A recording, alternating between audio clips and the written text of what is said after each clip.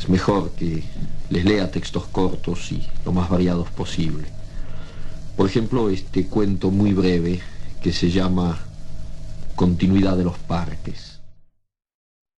Había empezado a leer la novela unos días antes.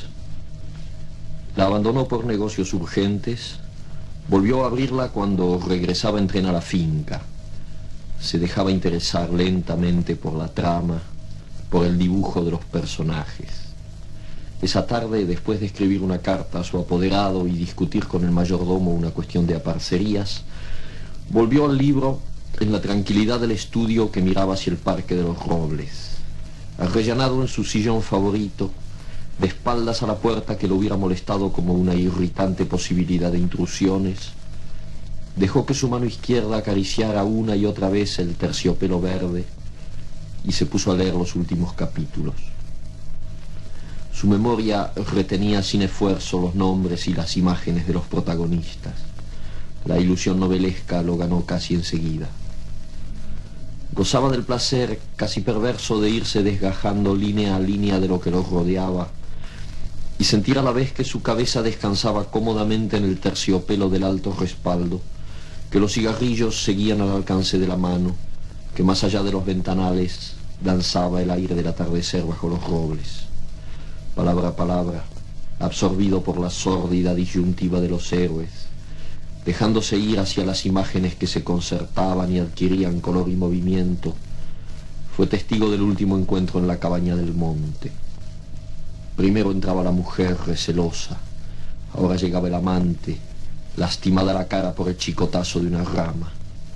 Admirablemente restañaba ella la sangre con sus besos, pero él rechazaba las caricias. No había venido para repetir las ceremonias de una pasión secreta, protegida por un mundo de hojas secas y senderos furtivos. El puñal se entibiaba contra su pecho y debajo latía la libertad agazapada.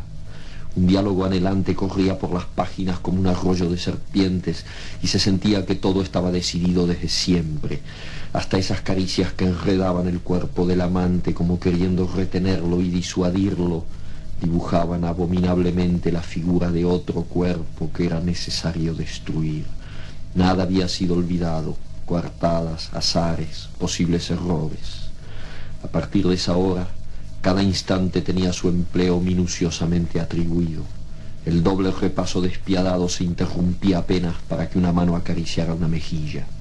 Empezaba a anochecer. Sin mirarse ya, atados rígidamente a la tarea que los esperaba, se separaron en la puerta de la cabaña. Ella debía seguir por la senda que iba al norte. Desde la senda opuesta, él se volvió un instante para verla correr con el pelo suelto. Corrió a su vez parapetándose en los árboles y los setos hasta distinguir en la bruma malva del crepúsculo la alameda que llevaba a la casa. Los perros no debían ladrar y no ladraron. El mayordomo no estaría a esa hora y no estaba. Subió los 3 peldaños del porche y entró. Desde la sangre galopando en sus oídos le llegaban las palabras de la mujer. Primero una sala azul, después una galería, una escalera alfombrada. En lo alto, 2 puertas. Nadie en la primera habitación, nadie en la segunda. La puerta del salón, y entonces el puñal en la mano, la luz de los ventanales, el alto respaldo de un sillón de terciopelo verde, la cabeza del hombre en el sillón leyendo una novela. Desde luego, cuando tengo la mala idea de escuchar estas cintas que a veces grabo en mi casa para oír cómo suena lo que escribo, me doy cuenta de que mi pronunciación del español consternaría a cualquier foniatra. Nunca me olvidaré que cuando vine a París en el año 51, me ganaba la vida como speaker de las actualités françaises, hasta que un día llegó una... en español se entiende, hasta que un día llegó una carta del concesionario de México diciendo que si no dejaban inmediatamente en la calle a ese speaker, ellos se borraban de las actualidades, con lo cual perdí mi primera y bastante necesaria fuente de recursos de ese momento. La culpa la tuvo, además de mi mala pronunciación, el ingeniero de sonido, porque yo tenía que describir un match de box y me pidió que lo hiciera con gran entusiasmo, como si estuviera en el ringside, Y claro, a mi juego me llamaron, el box para mí, ya se sabe. Y entonces me entusiasmé de tal manera viendo las imágenes que el resultado fue que en México no entendieron una palabra y supongo que en la Argentina muy poco y eso me costó el empleo. En fin, para volver a los textos, aquí hay uno inédito. Se llama Me caigo y me levanto. Nadie puede dudar de que las cosas recaen. Un señor se enferma y de golpe un miércoles recae. Un lápiz en la mesa recae seguido. Las mujeres, ¿cómo recaen? Teóricamente a nada o a nadie se le ocurriría recaer, pero lo mismo está sujeto, sobre todo porque recae sin conciencia, recae como si nunca antes. Un jazmín, para dar un ejemplo perfumado. A esa blancura, ¿de dónde le viene su penosa amistad con el amarillo? El mero permanecer ya es recaída, el jazmín entonces. Y no hablemos de las palabras, esas recayentes deplorables, ni de los buñuelos fríos que son la recaída clavada. Contra lo que pasa, se impone pacientemente la rehabilitación. En lo más recaído hay siempre algo que pugna por rehabilitarse, en el hongo pisoteado, en el reloj sin cuerda, en los poemas de Pérez, en Pérez. Todo recayente tiene ya en sí a un rehabilitante, pero el problema, para nosotros los que pensamos nuestra vida, es confuso y casi infinito. Un caracol segrega y una nube aspira. Seguramente recaerán, pero una compensación ajena a ellos los rehabilita, los hace treparse poco a poco a lo mejor de sí mismos antes de la recaída inevitable. Pero nosotros, tía, ¿cómo haremos? ¿Cómo nos daremos cuenta de que hemos recaído si por la mañana estamos tan bien, tan café con leche, y no podemos medir hasta dónde hemos recaído en el sueño o en la ducha? Y si sospechamos lo recadente de nuestro estado, ¿cómo nos rehabilitaremos? Hay quienes recaen al llegar a la cima de una montaña, al terminar su obra maestra, al afeitarse sin un solo tajito. No toda recaída va de arriba abajo, porque arriba y abajo no quieren decir gran cosa cuando ya no se sabe dónde se está. Probablemente Ícaro creía tocar el cielo cuando se hundió en el mar epónimo y Dios te libre de una zambullida tan mal preparada. Tía, ¿cómo nos rehabilitaremos? Hay quien ha sostenido que la rehabilitación solo es posible alterándose, pero olvidó que toda recaída es una desalteración, una vuelta al barro de la culpa. En efecto, somos lo más que somos porque nos alteramos. Salimos del barro en busca de la felicidad y la conciencia y los pies limpios. Un recayente es entonces un desalterante, de donde se sigue que nadie se rehabilita sin alterarse.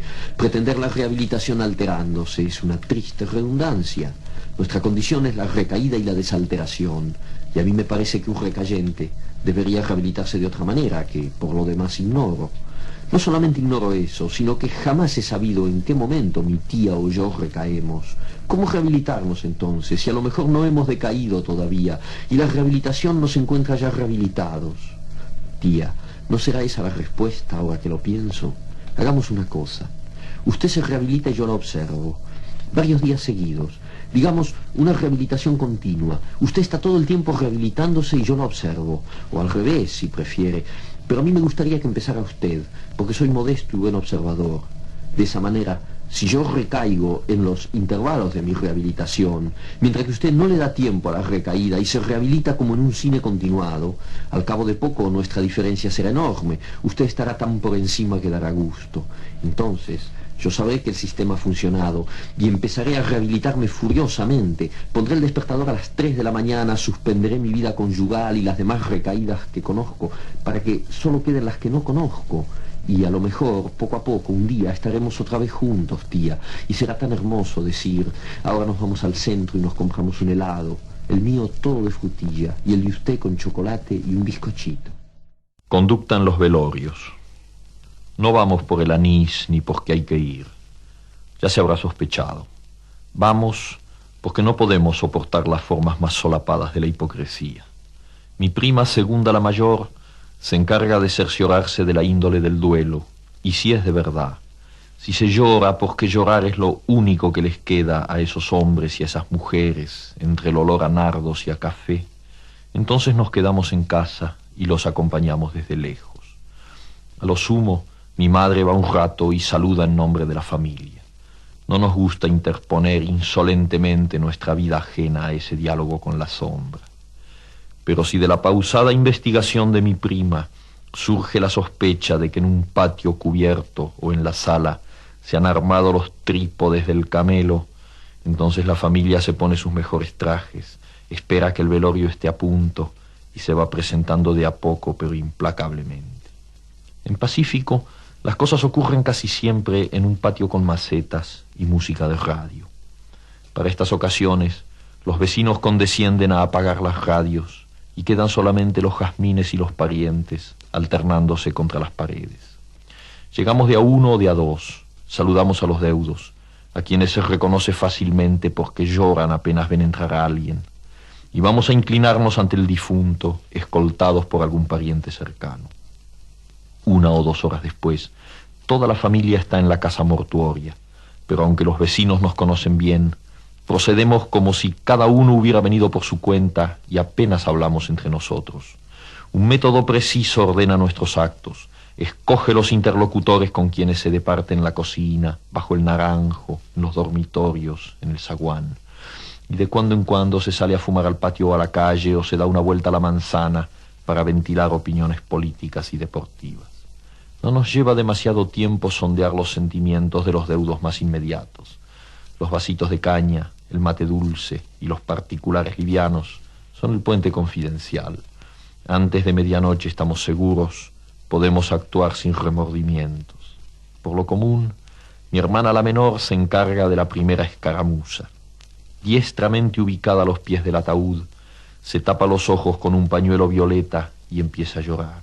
Primero en silencio, empapando el pañuelo a un punto increíble. Después con hipos y jadeos, y finalmente le acomete un ataque terrible de llanto que obliga a las vecinas a llevarla a la cama preparada para esas emergencias, darle a oler agua de azahar y consolarla, mientras otras vecinas se ocupan de los parientes cercanos bruscamente contagiados por la crisis. Durante un rato hay un amontonamiento de gente en la puerta de la capilla ardiente, preguntas y noticias en voz baja, encogimientos de hombros por parte de los vecinos. Agotados por un esfuerzo en que han debido emplearse a fondo, los deudos amenguan en sus manifestaciones, y en ese mismo momento mis 3 primas segundas se largan a llorar sin afectación, sin gritos, pero tan conmovedoramente que los parientes y vecinos sienten la emulación, comprenden que no es posible quedarse así descansando mientras extraños de la otra cuadra se afligen de tal manera. Y otra vez se suman a la deploración general, otra vez hay que hacer sitio en las camas, apantallar a señoras ancianas, aflojar el cinturón a viejitos convulsionados. Mis hermanos y yo esperamos por lo regular este momento para entrar en la sala mortuoria y ubicarnos junto al ataúd. Por extraño que parezca, estamos realmente afligidos. Jamás podemos oír llorar a nuestras hermanas sin que una congoja infinita nos llene el pecho y nos recuerde cosas de la infancia, unos campos cerca de Villa Albertina, un tranvía que chirriaba al tomar la curva en la calle General Rodríguez, en Banfield, cosas así, siempre tan tristes. Nos basta ver las manos cruzadas del difunto para que el llanto nos arrase de golpe, nos obliga a taparnos la cara avergonzados. Y somos 5 hombres que lloran de verdad en el velorio, mientras los deudos juntan desesperadamente el aliento para igualarnos, sintiendo que cueste lo que cueste deben demostrar que el velorio es el de ellos, que solamente ellos tienen derecho a llorar así en esa casa. Pero son pocos y mienten. Eso lo sabemos por mi prima segunda, la mayor, y nos da fuerzas. En vano acumulan los hipos y los desmayos. Inútilmente los vecinos más solidarios los apoyan con sus consuelos y sus reflexiones, llevándolos y trayéndolos para que descansen y se reincorporen a la lucha. Mis padres y mi tío el mayor nos reemplazan ahora. Hay algo que impone respeto en el dolor de estos ancianos que han venido desde la calle Humboldt, 5 cuadras contando desde la esquina para velar al finado. Los vecinos más coherentes empiezan a perder pie, dejan caer a los deudos, se van a la cocina a beber grapa y a comentar. Algunos parientes, extenuados por 1 hora y media de llanto sostenido, duermen estertorosamente. Nosotros nos relevamos en orden, aunque sin dar la impresión de nada preparado. Antes de las 6 de la mañana somos los dueños indiscutidos del velorio. La mayoría de los vecinos se han ido a dormir a sus casas. Los parientes yacen en diferentes posturas y grados de abotagamiento. El alba nace en el patio. A esa hora, mis tías organizan enérgicos refrigerios en la cocina, bebemos café hirviendo, nos miramos brillantemente al cruzarnos en el zaguán o los dormitorios. Tenemos algo de hormigas yendo y viniendo, frotándose las antenas al pasar. Cuando llega el coche fúnebre, las disposiciones están tomadas. Mis hermanas llevan a los parientes a despedirse del finado antes del cierre del ataúd. Lo sostienen y confortan, mientras mis primas y mis hermanos se van adelantando hasta desalojarlos, abreviar el último adiós y quedarse solos junto al muerto. Rendidos, extraviados, comprendiendo vagamente pero incapaces de reaccionar, los deudos se dejan llevar y traer, beben cualquier cosa que se les acerca a los labios y responden con vagas protestas inconsistentes a las cariñosas solicitudes de mis primas y mis hermanas. Cuando es hora de partir y la casa está llena de parientes y amigos, una organización invisible pero sin brechas decide cada movimiento. El director de la funeraria acata las órdenes de mi padre.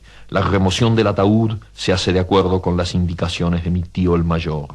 Alguna que otra vez, los parientes llegados a último momento adelantan una reivindicación destemplada. Los vecinos, convencidos ya de que todo es como debe ser, los miran escandalizados y los obligan a callarse. En el coche de duelo se instalan mis padres y mis tíos. Mis hermanos suben al segundo y mis primas condescienden a aceptar a alguno de los deudos en el tercero, donde se ubican envueltas en grandes pañoletas negras y moradas. El resto sube donde puede y hay parientes que se ven precisados a llamar un taxi. Y si algunos, refrescados por el aire matinal y el largo trayecto, traman una reconquista en la necrópolis, amargo es su desengaño. Apenas llega el cajón al peristilo, mis hermanos rodean al orador designado por la familia o los amigos del difunto y fácilmente reconocible por su cara de circunstancias y el rollito que le abulta el bolsillo del saco. Estrechándole las manos, le empapan las solapas con sus lágrimas, lo palmean con un blando sonido de tapioca y el orador no puede impedir que mi tío el menor suba a la tribuna y abra los discursos con una oración que es siempre un modelo de verdad y discreción. Dura 3 minutos, se refiere exclusivamente al difunto, acota sus virtudes y da cuenta de sus defectos, sin quitar humanidad a nada de lo que dice. Está profundamente emocionado y a veces le cuesta terminar. Apenas ha bajado, mi hermano el mayor ocupa la tribuna y se encarga del panegírico en nombre del vecindario, mientras el vecino designado a tal efecto trata de abrirse paso entre mis primas y hermanas que lloran colgadas de su chaleco. Un gesto afable pero imperioso de mi padre moviliza al personal de la funeraria. Dulcemente empieza a rodar el catafalco y los oradores oficiales se quedan al pie de la tribuna, mirándose y estrujando los discursos en sus manos húmedas. Por lo regular, no nos molestamos en acompañar al difunto hasta la bóveda o sepultura, sino que damos media vuelta y salimos todos juntos, comentando las incidencias del velorio. Desde lejos vemos cómo los parientes corren desesperadamente para agarrar alguno de los cordones del ataúd y se pelean con los vecinos, que entre tanto se han posesionado de los cordones y prefieren llevarlos ellos a que los lleven los parientes. Ahora que voy a completar este disco con otras lecturas, es curioso pensar cómo las cosas pueden ordenarse o desordenarse más allá de todo lo concebible. A lo mejor usted escuchó la primera cara y después se fue al cine, o estuvo 6 meses estudiando matemáticas, o a lo mejor todavía no escuchó la primera cara porque no le gusta proceder metódicamente. Y yo por mi parte grabé esos primeros textos hace ya 5 días y después estuve tan resfriado que no pude seguir porque mi voz parecía una foca pidiéndole pescados al domador. Y a lo mejor usted está escuchándome en mangas de camisa y con las ventanas abiertas, y en cambio aquí nevó anoche y yo me he puesto un polo abrigado y amarillo. Todo es distante y diferente y parece inconciliable. Y a la vez todo se da simultáneamente en este momento, que todavía no existe para mí, y que es sin embargo el momento en que usted escucha estas palabras que yo grabé en el pasado, es decir, en un tiempo que para mí ahora es el futuro. Juegos de la imaginación, dirá el señor sensato que nunca falta entre los locos. Como si eso fuera a decir algo. Como si supiéramos lo que es un juego en el fondo y sobre todo lo que es la imaginación. En fin, esto lo he leído mientras miraba el árbol del patio, que ya es un esqueleto negro contra este cielo gris y bajo y con nieve de París en diciembre, y que nadie, creo, pintó mejor que Marquet. Es un día para no moverse de casa, para inventar ceremonias de interior, para leer, por ejemplo, un pasaje de Rayuela, que con esa claridad que es la característica dominante de su estilo, dice: apenas él le amalaba el noema, a ella se le agolpaba el clémiso y caían en hidromurias, en salvajes ambonios, en sus talos exasperantes.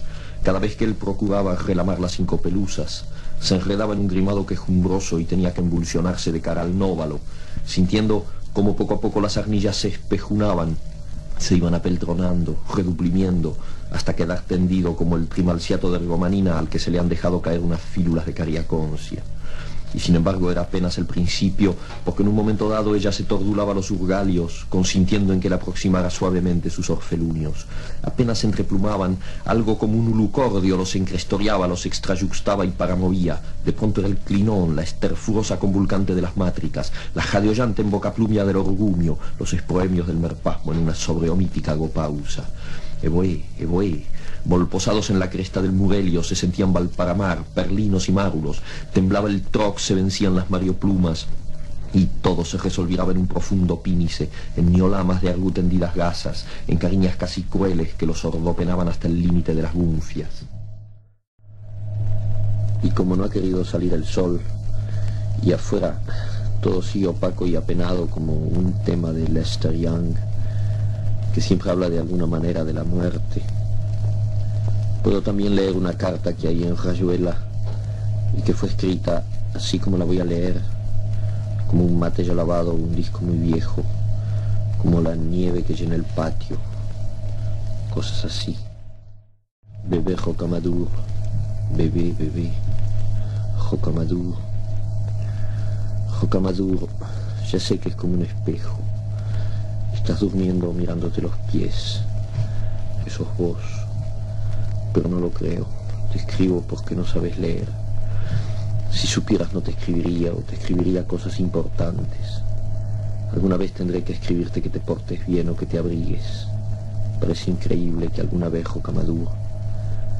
Ahora solamente te escribo en el espejo. De vez en cuando tengo que secarme el dedo porque se moja de lágrimas. ¿Por qué, Rocamadour? No estoy triste, tu mamá es una pavota. Se me fue al fuego el borsch que había hecho para Horacio. ¿Vos sabés quién es Horacio, Rocamadour? El señor que el domingo te llevó el conejito de terciopelo, que se aburría mucho porque vos y yo nos estábamos diciendo tantas cosas y él quería volver a París. Entonces te pusiste a llorar y él te mostró cómo el conejito movía las orejas. En ese momento estaba hermoso. Quiero decir Horacio. Pero un día comprenderás, Rocamadour. Rocamadour, es idiota llorar así porque el borsch se ha ido al fuego. La pieza está llena de remolacha, Rocamadour. Te divertirías si vieras los pedazos de remolacha y la crema, todo tirado por el suelo. Menos mal que cuando venga Horacio ya habré limpiado. Pero primero tenía que escribirte. Llorar así es tan tonto. Las cacerolas se ponen blandas. Se ven como halos en los vidrios de la ventana. Y ya no se oye cantar a la chica del piso de arriba, que canta todo el día. Les amants du Havre. Cuando estemos juntos te lo cantaré, verás. Puisque la terre est ronde, mon amour t'en fais pas. Mon amour t'en fais pas. Horacio la silba de noche cuando escribe o dibuja. A ti te gustaría, Rocamadour. A vos te gustaría. Horacio se pone furioso porque me gusta hablar de tú como Perico. Pero en el Uruguay es distinto. Perico es el señor que no te llevó nada el otro día, pero que hablaba tanto de los niños y la alimentación. Sabe muchas cosas. Un día le tendrás mucho respeto, Rocamadour, y serás un tonto si le tienes respeto. si le tenés respeto, Rocamadour. Rocamadour, Madame Irene no está contenta de que seas tan lindo, tan alegre, tan llorón y gritón y meón. Ella dice que todo está muy bien y que eres un niño encantador. Pero mientras habla esconde las manos en los bolsillos del delantal como hacen algunos animales malignos, Rocamadour, y eso me da miedo. Cuando se lo dije a Horacio se reía mucho, pero no se da cuenta de que yo lo siento y que aunque no haya ningún animal maligno que esconde las manos, yo siento. No sé lo que siento, no lo puedo explicar. Rocamadour, si en tus ojitos pudiera leer lo que te ha pasado en estos 15 días, momento por momento. Me parece que voy a buscar otra Nourrice, aunque Horacio se ponga furioso y diga, pero a ti no te interesa lo que él dice de mí. Otra Nourrice que hable menos, no importa si dice que eres malo o que lloras de noche o que no quieres comer. No importa si cuando me lo dice yo siento que no es maligna, que me está diciendo algo que no puede dañarte. Todo es tan raro, Rocamadour. Por ejemplo, me gusta decir tu nombre y escribirlo. Cada vez me parece que te toco la punta de la nariz y que te reís. En cambio, Madame Irene no te llama nunca por tu nombre. Dice l'enfant. Fíjate, ni siquiera dice le gosse. Dice l'enfant. Es como si se pusiera guantes de goma para hablar. A lo mejor los tiene puestos. Por eso mete las manos en los bolsillos y dice que sos tan bueno y tan bonito. Hay una cosa que se llama tiempo, Rocamadour. Es como un bicho que anda y anda. No te puedo explicar porque eres tan chico, pero quiero decir que Horacio llegará enseguida. ¿Le dejo leer mi carta para que él también te diga alguna cosa? No, yo tampoco querría que nadie leyera una carta que es solamente para mí. Un gran secreto entre los dos, Rocamadour. Ya no lloro más, estoy contenta, pero es tan difícil entender las cosas. Necesito tanto tiempo para entender un poco eso que Horacio y los otros entienden enseguida. Pero ellos que todo lo entienden tan bien, no te pueden entender a ti y a mí. No entienden que yo no puedo tenerte conmigo, darte de comer y cambiarte los pañales, hacerte dormir o jugar. No entienden y en realidad no les importa. Y a mí que tanto me importa, solamente sé que no te puedo tener conmigo, que es malo para los dos, que tengo que estar sola con Horacio, vivir con Horacio, quién sabe hasta cuándo, ayudándolo a buscar lo que él busca y que también tú buscarás, Rocamadour, porque serás un hombre y también buscarás como un gran tonto. Es así, Rocamadour, en París somos como hongos, crecemos en los pasamanos de las escaleras, en piezas oscuras donde huele a cebo, donde la gente hace todo el tiempo el amor y después fríe huevos y pone discos de Vivaldi, enciende los cigarrillos y habla como Horacio y Gregorovius y Wong y yo, Rocamadour, y como Perico y Ronald y Babs. Todos hacemos el amor y frimos huevos y fumamos. Ah, no puedes saber todo lo que fumamos, todo lo que hacemos el amor, parados, acostados, de rodillas, con las manos, con las bocas, llorando, cantando. Y afuera hay de todo. Las ventanas dan al aire y eso empieza con un gorrión o una gotera.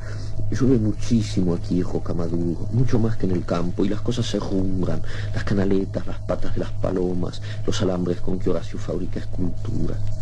Casi no tenemos ropa, nos arreglamos con tan poco, un buen abrigo, unos zapatos en los que no entre el agua.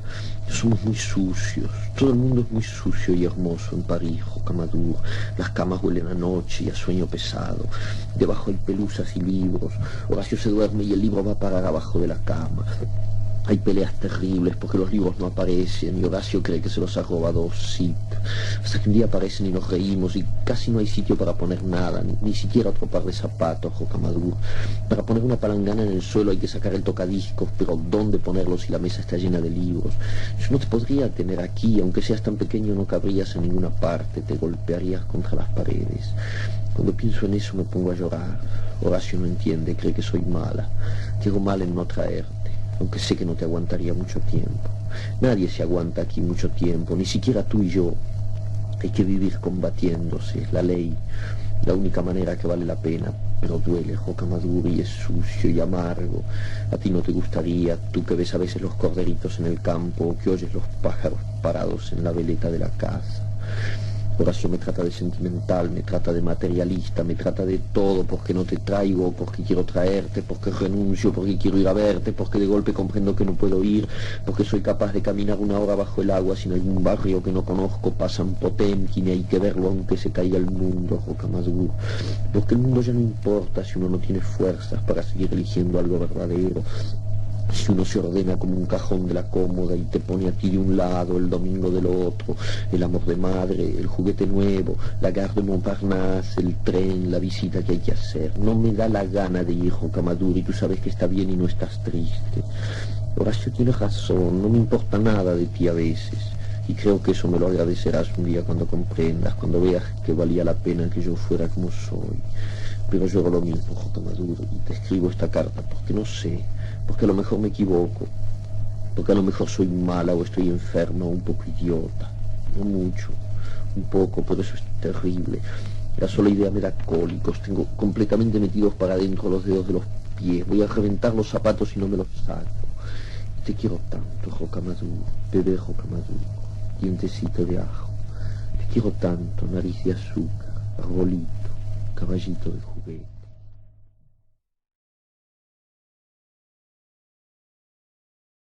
De bestiario, casa tomada.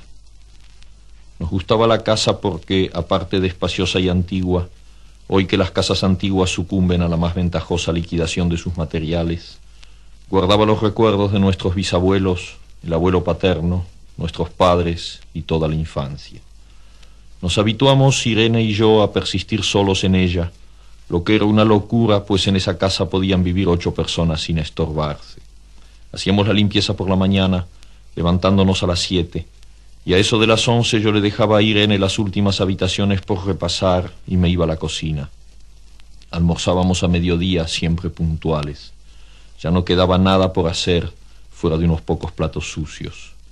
Nos resultaba grato almorzar, pensando en la casa profunda y silenciosa, y cómo nos bastábamos para mantenerla limpia. A veces llegamos a creer que era ella la que no nos dejó casarnos. Irene rechazó 2 pretendientes sin mayor motivo. A mí se me murió María Esther antes de que llegáramos a comprometernos. Entramos en los 40 años con la inexpresada idea de que el nuestro, simple y silencioso matrimonio de hermanos, era necesaria clausura de la genealogía asentada por los bisabuelos en nuestra casa. Nos moriríamos allí algún día. Vagos y esquivos primos se quedarían con la casa y la echarían al suelo para enriquecerse con el terreno y los ladrillos. O mejor, nosotros mismos la voltearíamos justicieramente antes de que fuese demasiado tarde. Irene era una chica nacida para no molestar a nadie. Aparte de su actividad matinal, se pasaba el resto del día tejiendo en el sofá de su dormitorio. No sé por qué tejía tanto. Yo creo que las mujeres tejen cuando han encontrado en esa labor el gran pretexto para no hacer nada. Irene no era así. Tejía cosas siempre necesarias, tricotas para el invierno, medias para mí, mañanitas y chalecos para ella. A veces tejía un chaleco y después lo destejía en un momento porque algo no le agradaba. Era gracioso ver en la canastilla el montón de lana encrespada resistiéndose a perder su forma de algunas horas. Los sábados iba yo al centro a comprarle lana. Irene tenía fe en mi gusto, se complacía con los colores y nunca tuve que devolver madejas. Yo aprovechaba esas salidas para dar una vuelta por las librerías y preguntar vanamente si había novedades en literatura francesa. Desde 1939 no llegaba nada valioso a la Argentina. Pero es de la casa que me interesa hablar, de la casa y de Irene, porque yo no tengo importancia. Me pregunto qué hubiera hecho Irene sin el tejido. Uno puede releer un libro, pero cuando un pullover está terminado, no se puede repetirlo sin escándalo. Un día encontré el cajón de abajo de la cómoda de alcanfor lleno de pañoletas blancas, verdes, lila. Estaban con naftalina, apiladas como en una mercería. No tuve valor de preguntarle a Irene qué pensaba hacer con ellas. No necesitábamos ganarnos la vida. Todos los meses llegaba la plata de los campos y el dinero aumentaba. Pero a Irene solamente le entretenía el tejido. Mostraba una destreza maravillosa y a mí se me iban las horas viéndole las manos como erizos plateados, agujas yendo y viniendo y 1 y 2 canastillas en el suelo donde se agitaban constantemente los ovillos.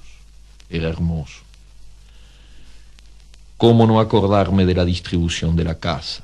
El comedor, una sala con gobelinos, la biblioteca y 3 dormitorios grandes que daban en la parte más retirada, la que mira hacia Rodríguez Peña. Solamente un pasillo con su maciza puerta de roble aislaba esa parte del ala delantera donde había un baño la cocina, nuestros dormitorios y el living central al cual comunicaban los dormitorios y el pasillo. Se entraba a la casa por un zaguán con mayólica y la puerta cancel daba al living, de manera que uno entraba por el zaguán, abría la cancel y pasaba al living. Tenía a los lados las puertas de nuestros dormitorios y al frente el pasillo que conducía a la parte más retirada. Avanzando por el pasillo, se franqueaba la puerta de roble y más allá empezaba el otro lado de la casa, o bien se podía girar a la izquierda justamente antes de la puerta y seguir por un pasillo más estrecho que llevaba a la cocina y el baño.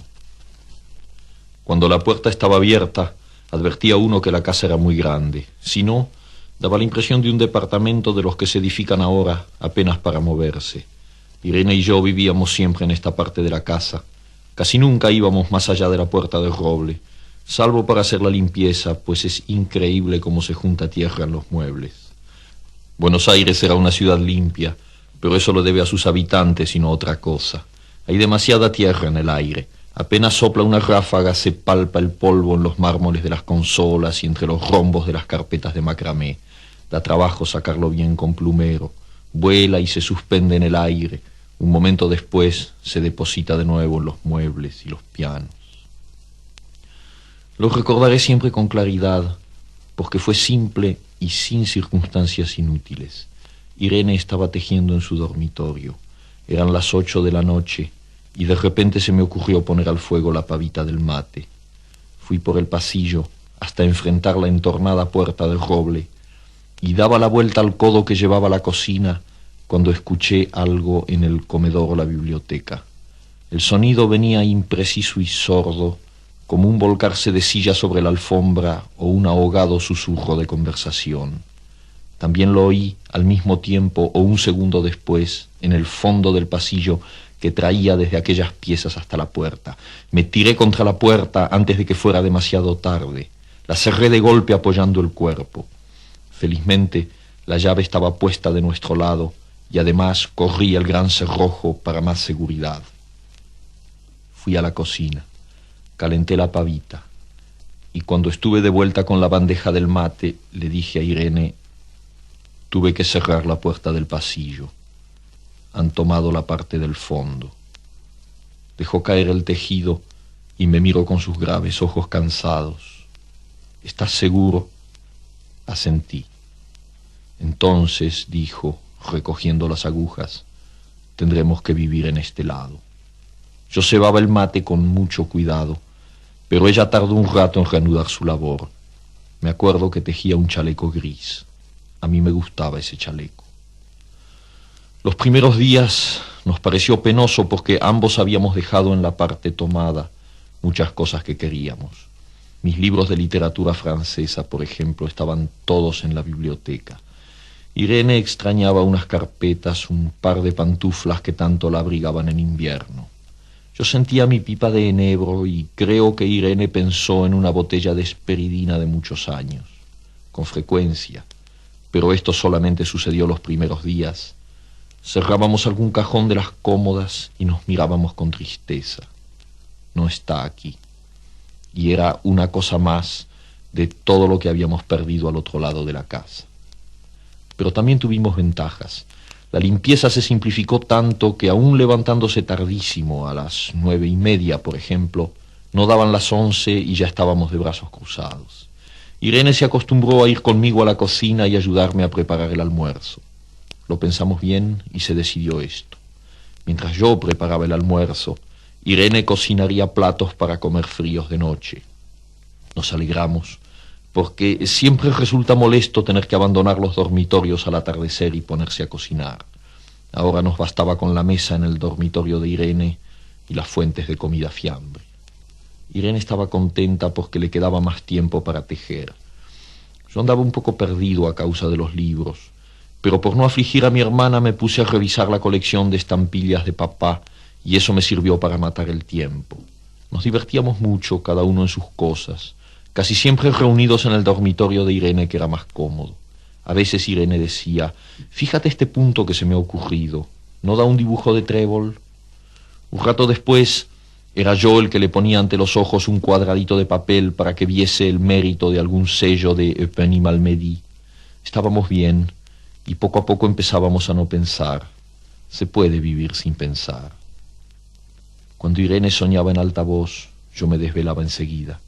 Nunca pude habituarme a esa voz de estatua o papagayo, voz que viene de los sueños y no de la garganta. Irene decía que mis sueños consistían en grandes sacudones que a veces hacían caer el cobertor. Nuestros dormitorios tenían el living de por medio, pero de noche se escuchaba cualquier cosa en la casa. Nos oíamos respirar, toser, presentíamos el ademán que conduce a la llave del velador, los mutuos y frecuentes insomnios. Aparte de eso, todo estaba callado en la casa. De día eran los rumores domésticos, el roce metálico de las agujas de tejer, un crujido al pasar las hojas del álbum filatélico.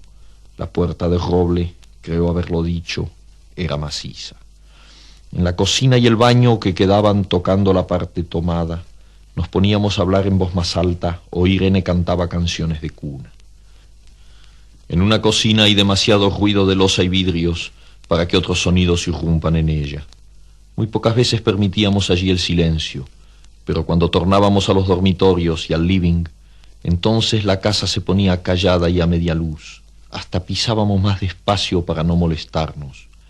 Yo creo que era por eso que de noche, cuando Irene empezaba a soñar en alta voz, me desvelaba enseguida. Es casi repetir lo mismo, salvo las consecuencias. De noche siento sed, y antes de acostarnos le dije a Irene que iba hasta la cocina a servirme un vaso de agua. Desde la puerta del dormitorio, ella tejía. Oí ruido en la cocina. Tal vez en la cocina o tal vez en el baño, porque el codo del pasillo apagaba el sonido. A Irene le llamó la atención mi brusca manera de detenerme y vino a mi lado sin decir palabra. Nos quedamos escuchando los ruidos, notando claramente que eran de este lado de la puerta del roble, en la cocina y el baño, o en el pasillo mismo donde empezaba el codo casi al lado nuestro. No nos miramos siquiera. Apreté el brazo de Irene y la hice correr conmigo hasta la puerta cancel sin volvernos hacia atrás.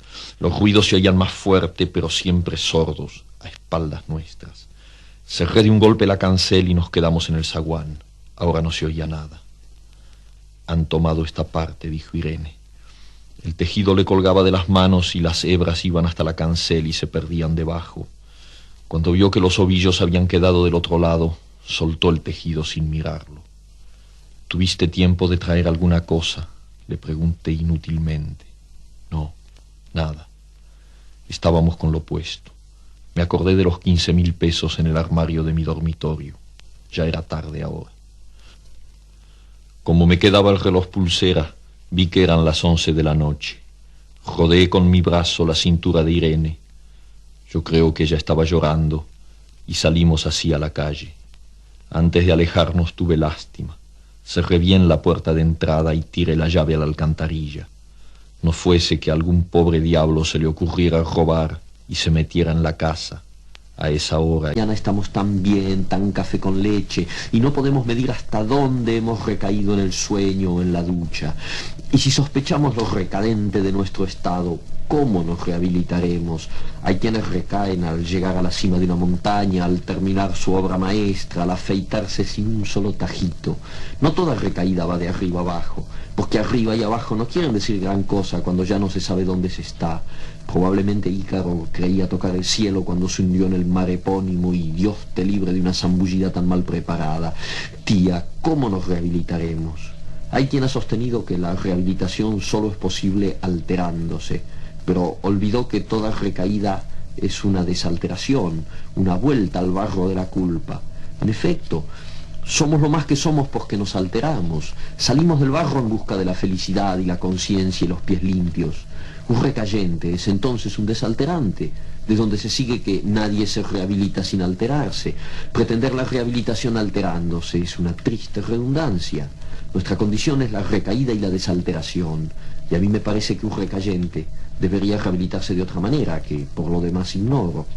No solamente ignoro eso, sino que jamás he sabido en qué momento mi tía o yo recaemos. ¿Cómo rehabilitarnos entonces, si a lo mejor no hemos decaído todavía, y la rehabilitación nos encuentra ya rehabilitados? Tía, ¿No será esa la respuesta ahora que lo pienso? Hagamos una cosa. Usted se rehabilita y yo la observo. Varios días seguidos. Digamos, una rehabilitación continua. Usted está todo el tiempo rehabilitándose y yo la observo. O al revés, si prefiere. Pero a mí me gustaría que empezara usted, porque soy modesto y buen observador. De esa manera, si yo recaigo en los intervalos de mi rehabilitación, mientras que usted no le da tiempo a la recaída y se rehabilita como en un cine continuado, al cabo de poco nuestra diferencia será enorme. Usted estará tan por encima que dará gusto. Entonces, yo sabré que el sistema ha funcionado y empezaré a rehabilitarme furiosamente. Pondré el despertador a las 3 de la mañana, suspenderé mi vida conyugal y las demás recaídas que conozco, para que solo queden las que no conozco. Y a lo mejor, poco a poco, un día estaremos otra vez juntos, tía, y será tan hermoso decir, ahora nos vamos al centro y nos compramos un helado, el mío todo de frutilla, y el de usted con chocolate y un bizcochito. Conducta en los velorios. No vamos por el anís ni porque hay que ir. Ya se habrá sospechado. Vamos porque no podemos soportar las formas más solapadas de la hipocresía. Mi prima segunda, la mayor, se encarga de cerciorarse de la índole del duelo, y si es de verdad, si se llora porque llorar es lo único que les queda a esos hombres y a esas mujeres, entre el olor a nardos y a café, entonces nos quedamos en casa y los acompañamos desde lejos. A lo sumo, mi madre va un rato y saluda en nombre de la familia. No nos gusta interponer insolentemente nuestra vida ajena a ese diálogo con la sombra. Pero si de la pausada investigación de mi prima surge la sospecha de que en un patio cubierto o en la sala se han armado los trípodes del camelo, entonces la familia se pone sus mejores trajes, espera que el velorio esté apurado. El mayordomo no estaría a esa hora y no estaba. Subió los 3 peldaños del porche y entró. Desde la sangre galopando en sus oídos le llegaban las palabras de la mujer. Primero una sala azul, después una galería, una escalera alfombrada. En lo alto, 2 puertas. Nadie en la primera habitación, nadie en la segunda. La puerta del salón, y entonces el puñal en la mano, la luz de los ventanales, el alto respaldo de un sillón de terciopelo verde, la cabeza del hombre en el sillón leyendo una novela. Desde luego, cuando tengo la mala idea de escuchar estas cintas que a veces grabo en mi casa para oír cómo suena lo que escribo, me doy cuenta de que mi pronunciación del español consternaría a cualquier foniatra. Nunca me olvidaré que cuando vine a París en el año 51, me ganaba la vida como speaker de las actualités françaises, hasta que un día llegó una... en español, se entiende. Hasta que un día llegó una carta del concesionario de México diciendo que si no dejaban inmediatamente en la calle a ese speaker, ellos se borraban de las actualidades, con lo cual perdí mi primera y bastante necesaria fuente de recursos de ese momento.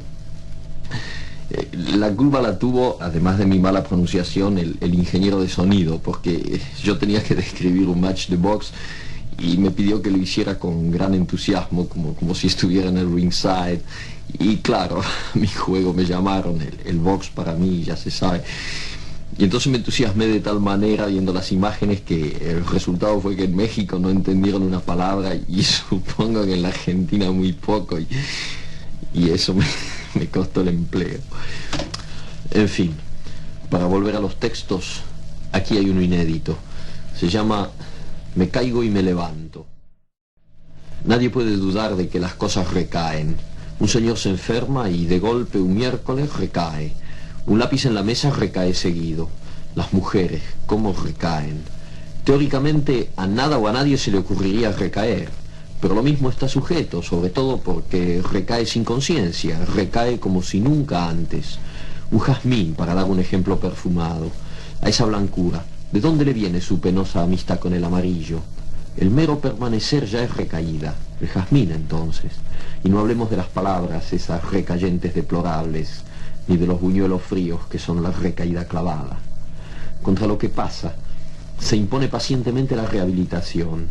En lo más recaído hay siempre algo que pugna por rehabilitarse, en el hongo pisoteado, en el reloj sin cuerda, en los poemas de Pérez, en Pérez. Todo recayente tiene ya en sí a un rehabilitante, pero el problema, Para nosotros, los que pensamos nuestra vida, es confuso y casi infinito. Un caracol segrega y una nube aspira. Seguramente recaerán, pero una compensación ajena a ellos los rehabilita, los hace treparse poco a poco a lo mejor de sí mismos antes de la recaída inevitable. Pero nosotros, tía, ¿cómo haremos? ¿Cómo nos daremos cuenta de que hemos recaído si por la mañana... Punto, y se va presentando de a poco, pero implacablemente. En Pacífico, las cosas ocurren casi siempre en un patio con macetas y música de radio. Para estas ocasiones, los vecinos condescienden a apagar las radios y quedan solamente los jazmines y los parientes alternándose contra las paredes. Llegamos de a uno o de a dos, saludamos a los deudos, a quienes se reconoce fácilmente porque lloran apenas ven entrar a alguien, y vamos a inclinarnos ante el difunto, escoltados por algún pariente cercano. 1 o 2 horas después, toda la familia está en la casa mortuoria, pero aunque los vecinos nos conocen bien, procedemos como si cada uno hubiera venido por su cuenta y apenas hablamos entre nosotros. Un método preciso ordena nuestros actos, escoge los interlocutores con quienes se departe en la cocina, bajo el naranjo, en los dormitorios, en el zaguán. Y de cuando en cuando se sale a fumar al patio o a la calle o se da una vuelta a la manzana para ventilar opiniones políticas y deportivas. No nos lleva demasiado tiempo sondear los sentimientos de los deudos más inmediatos. Los vasitos de caña, el mate dulce y los particulares livianos son el puente confidencial. Antes de medianoche estamos seguros, podemos actuar sin remordimientos. Por lo común, mi hermana la menor se encarga de la primera escaramuza. Diestramente ubicada a los pies del ataúd, se tapa los ojos con un pañuelo violeta y empieza a llorar. Primero en silencio, empapando el pañuelo a un punto increíble. Después con hipos y jadeos, y finalmente le acomete un ataque terrible de llanto que obliga a las vecinas a llevarla a la cama preparada para esas emergencias, darle a oler agua de azahar y consolarla, mientras otras vecinas se ocupan de los parientes cercanos bruscamente contagiados por la crisis. Durante un rato hay un amontonamiento de gente en la puerta de la capilla ardiente, preguntas y noticias en voz baja, encogimientos de hombros por parte de los vecinos. Agotados por un esfuerzo en que han debido emplearse a fondo, los deudos amenguan en sus manifestaciones, y en ese mismo momento mis 3 primas segundas se largan a llorar sin afectación, sin gritos, pero tan conmovedoramente que los parientes y vecinos sienten la emulación, comprenden que no es posible quedarse así descansando mientras extraños de la otra cuadra se afligen de tal manera. Y otra vez se suman a la deploración general, otra vez hay que hacer sitio en las camas, apantallar a señoras ancianas, aflojar el cinturón a viejitos convulsionados. Mis hermanos y yo esperamos por lo regular este momento para entrar en la sala mortuoria y ubicarnos junto al ataúd. Por extraño que parezca, estamos realmente afligidos. Jamás podemos oír llorar a nuestras hermanas sin que una congoja infinita nos llene el pecho y nos recuerde cosas de la infancia, unos campos cerca de Villa Albertina, un tranvía que chirriaba al tomar la curva en la calle General Rodríguez en Banfield, cosas así, siempre tan tristes. Nos basta ver las manos cruzadas del difunto para que el llanto nos arrase de golpe, nos obliga a taparnos la cara avergonzados. Y somos 5 hombres que... Es mejor que les lea textos cortos y lo más variados posible. Por ejemplo, este cuento muy breve que se llama Continuidad de los parques. Había empezado a leer la novela unos días antes. La abandonó por negocios urgentes, volvió a abrirla cuando regresaba en tren a la finca. Se dejaba interesar lentamente por la trama, por el dibujo de los personajes. Esa tarde, después de escribir una carta a su apoderado y discutir con el mayordomo una cuestión de aparcerías, volvió al libro en la tranquilidad del estudio que miraba hacia el Parque de los Robles. Arrellanado en su sillón favorito, de espaldas a la puerta que lo hubiera molestado como una irritante posibilidad de intrusiones, dejó que su mano izquierda acariciara una y otra vez el terciopelo verde y se puso a leer los últimos capítulos. Su memoria retenía sin esfuerzo los nombres y las imágenes de los protagonistas. La ilusión novelesca lo ganó casi enseguida. Gozaba del placer casi perverso de irse desgajando línea a línea de lo que lo rodeaba y sentir a la vez que su cabeza descansaba cómodamente en el terciopelo del alto respaldo, que los cigarrillos seguían al alcance de la mano, que más allá de los ventanales danzaba el aire del atardecer bajo los robles. Palabra a palabra, absorbido por la sórdida disyuntiva de los héroes, dejándose ir hacia las imágenes que se concertaban y adquirían color y movimiento, fue testigo del último encuentro en la cabaña del monte. Primero entraba la mujer recelosa, ahora llegaba el amante, lastimada la cara por el chicotazo de una rama. Admirablemente restañaba ella la sangre con sus besos, pero él rechazaba las caricias. No había venido para repetir las ceremonias de una pasión secreta, protegida por un mundo de hojas secas y senderos furtivos. El puñal se entibiaba contra su pecho y debajo latía la libertad agazapada. Un diálogo anhelante corría por las páginas como un arroyo de serpientes y se sentía que todo estaba decidido desde siempre, hasta esas caricias que enredaban el cuerpo del amante como queriendo retenerlo y disuadirlo, dibujaban abominablemente la figura de otro cuerpo que era necesario destruir. Nada había sido olvidado, coartadas, azares, posibles errores. A partir de esa hora, cada instante tenía su empleo minuciosamente atribuido. El doble repaso despiadado se interrumpía apenas para que una mano acariciara una mejilla. Empezaba a anochecer. Sin mirarse ya, atados rígidamente a la tarea que los esperaba, se separaron en la puerta de la cabaña. Ella debía seguir por la senda que iba al norte. Desde la senda opuesta, él se volvió un instante para verla correr con el pelo suelto. Corrió a su vez parapetándose en los árboles y los setos hasta distinguir en la bruma malva del crepúsculo la alameda que llevaba a la casa. Los perros no debían ladrar y no ladran. Lloran de verdad en el velorio, mientras los deudos juntan desesperadamente el aliento para igualarnos, sintiendo que cueste lo que cueste deben demostrar que el velorio es el de ellos, que solamente ellos tienen derecho a llorar así en esa casa. Pero son pocos y mienten. Eso lo sabemos por mi prima segunda, la mayor, y nos da fuerzas.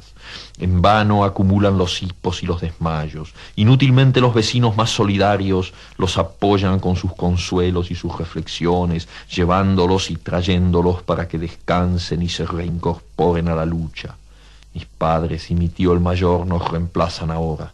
Hay algo que impone respeto en el dolor de estos ancianos que han venido desde la calle Humboldt, 5 cuadras contando desde la esquina para velar al finado.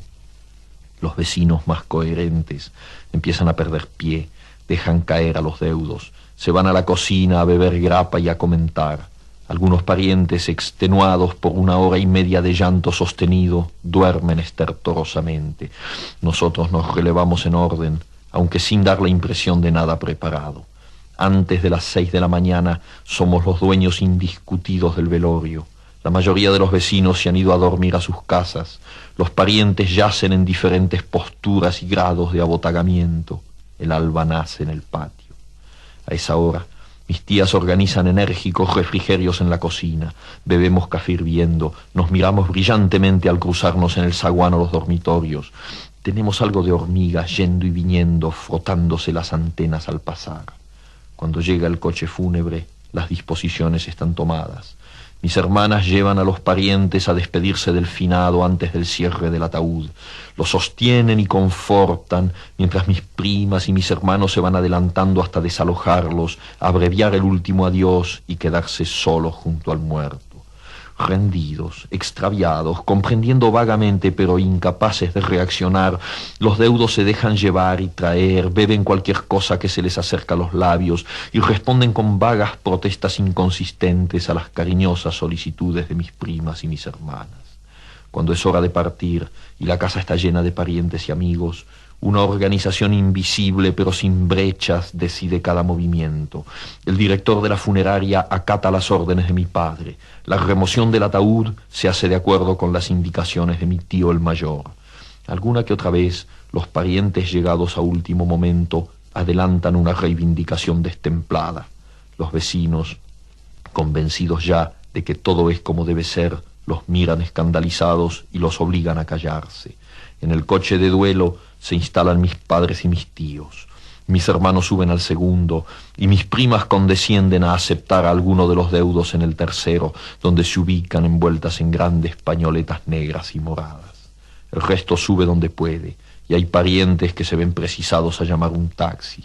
Y si algunos, refrescados por el aire matinal y el largo trayecto, traman una reconquista en la necrópolis, amargo es su desengaño. Apenas llega el cajón al peristilo, mis hermanos rodean